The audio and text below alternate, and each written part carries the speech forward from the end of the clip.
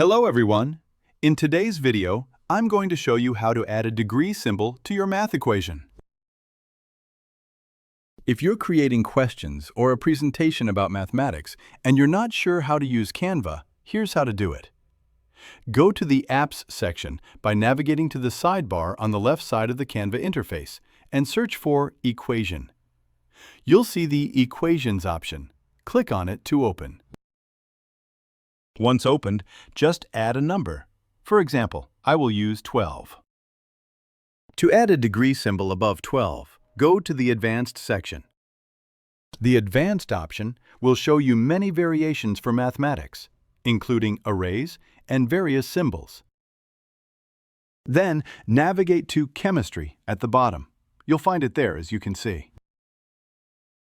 So, once you find it, click on it, and the degree symbol will appear. Then just insert the element, and you're done. Now you can see how to add a degree symbol to any number.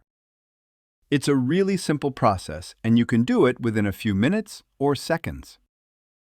I hope this video helped you. If you have any questions related to Canva, feel free to comment below.